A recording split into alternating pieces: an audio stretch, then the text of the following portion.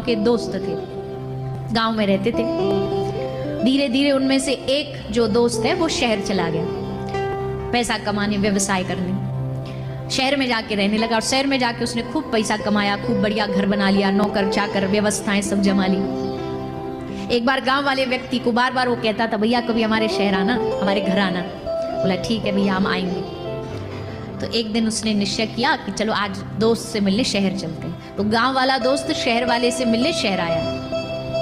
अब शहर वाले दोस्त ने अपनी पत्नी को बता दिया, देख हमारा दोस्त आ रहा है, एकदम बढ़िया खातिरदारी होनी चाहिए, उसकी कोई कमी ना हो जाए, बढ़िया भोजन बनाना। अच्छा, रोज तो रोटी सब्जी दाल सब्जी बनाती है, बोलते आज इटालियन बनाओ, पिज्जा खिलाएंगे दोस्त को। अब भैया आया गांव वाला दोस्त। अब जैसे गांव वाला दोस्त आया, उसने कभी जिंदगी में पिज्जा खाया नहीं, और वही जिसने जिंदगी में पिज्जा ना खाया ना, उसके लिए पिज्जा का स्वरूप थोड़ा अब इशारे से ही समझ जाओ, थोड़ा अलग होता है। अब जैसे उसने देखा, देख करके वो बोला कि हमने तुम्हारे लिए बढ़िया आइटम बनवाया। अब जैसे वो गांव वाले ने देखा, वो मुंह में डाला, वो इतना लंबा खींचे, और जैसे खींचे उसको देख करके बोला, अरे राम राम राम राम, ये खाना है, भोजन है कि अब चलो बोल ही देते हैं, भोजन है कि किसी बालक ने अपना और उसने बेचारे ने कभी देखा नहीं कि ये भी कुछ होता है।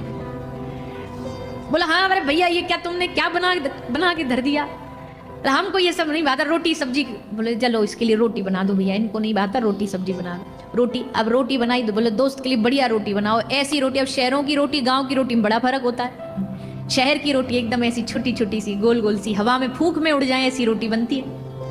अब उसने देखा, एक रोटी लाई घर की महिला, दूसरी रोटी लाई, दूसरी के बाद फिर कमर पे हाथ धर के बोलती और खाओगे? बोला और खाओगे?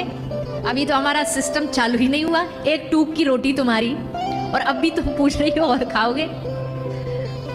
फिर सोचा, हमने तो सोचा था गांव में रहते थे कि इसके घर में बड़ा अच्छा, सब बेचारे ने पैसा वैसा कमा के बढ़िया सेट हो गए, पर इसके घर तो आटे तक की भी मारा मारी है, आटा भी पूरा नहीं है बेचारे घर में, कैसी अमीरी है। थोड़ी देर बाद दोस्त बोला चलो भैया अब सोने का समय हो गया, चलो कमरा में सुला देते हैं। सुलाया, कैसे सुलाया?